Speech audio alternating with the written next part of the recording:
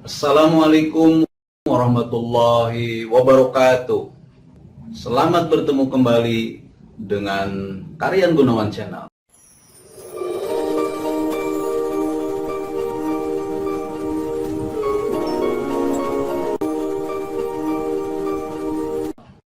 Sobat-sobat sekalian, jangan lupa klik like, subscribe, dan juga komen.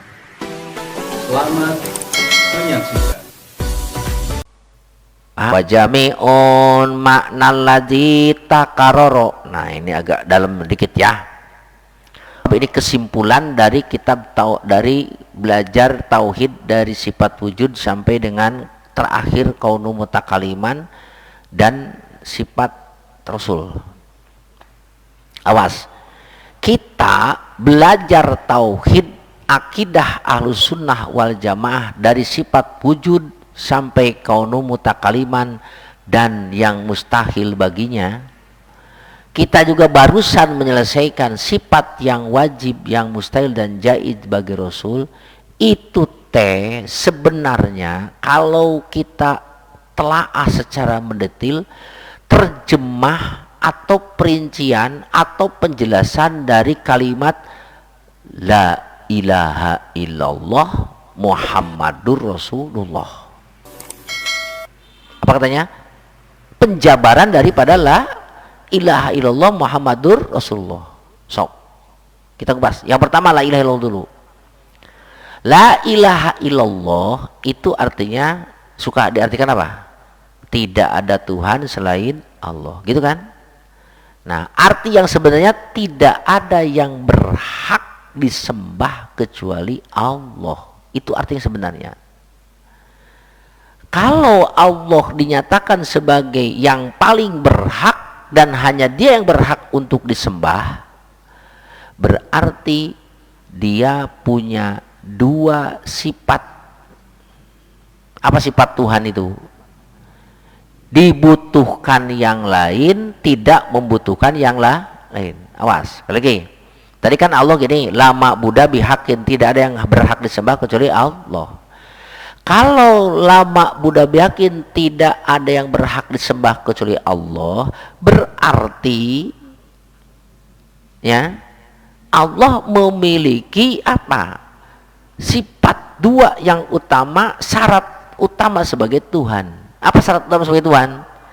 Dibutuhkan yang lain, tidak membutuhkan yang lain. Sebesok yang pertama, Allah tidak membutuhkan yang lain. Kalau Allah tidak membutuhkan yang lain berarti harus wujud. Dua, kidam, ya kan?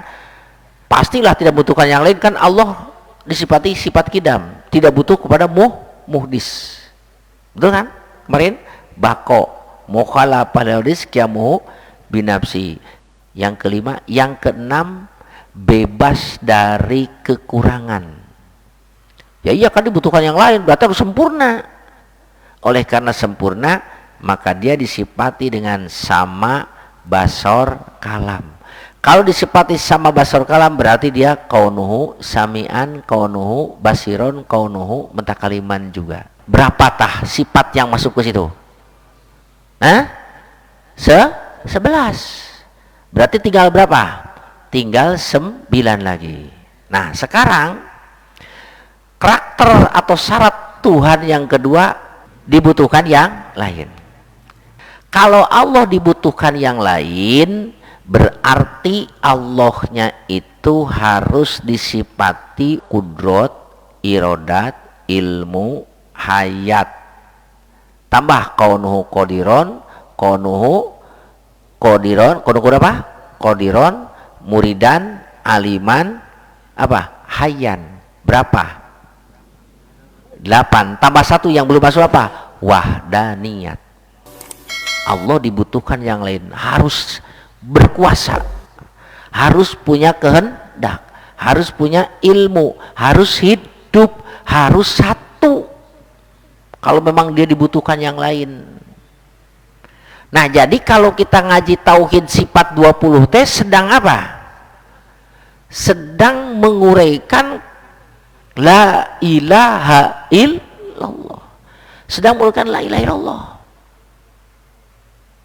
Makanya kalau kita zikir la ilaha illallah, tidak ada yang ada, tidak ada yang kidam, tidak ada yang disifati bako, tidak ada yang sifati mukhalafah lil hawadis, tidak ada yang qiyamu binafsih, tidak ada yang berkuasa, tidak ada yang berkehendak, tidak ada yang berilmu, tidak ada yang melihat, mendengar, berbicara, illallah, kecuali Allah, gitu.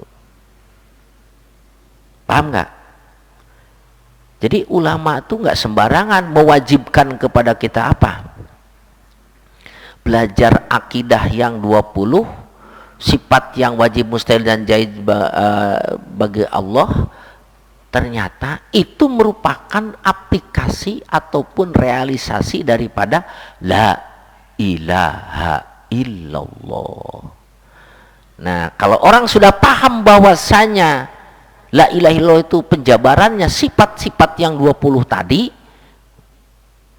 ya, nantinya ketika zikir la ilaha illallah udah langsung tembus hatinya kepada sifat-sifat yang tadi, wujud, kidam, baqo, mukhalafatu, sampai dengan kaunuhu mutakaliman.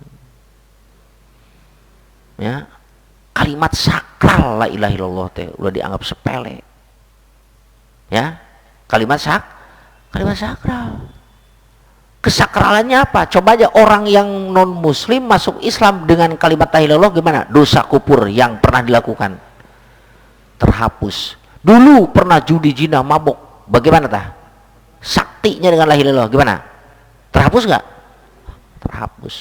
Saking saktinya kalimat la ilaha illallah, terbawa mati masuk surga, walaupun harus masuk neraka dulu kalau punya dosa tidak diampuni. Kenapa? Karena la ilaha illallah itu isinya ternyata itu tauhid kepada Allah.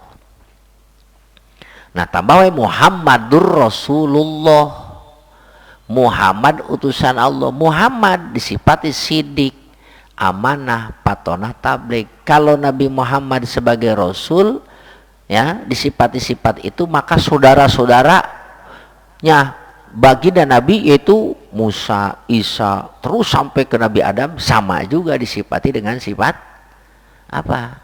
Amanah, patonah, tabligh, siddiq.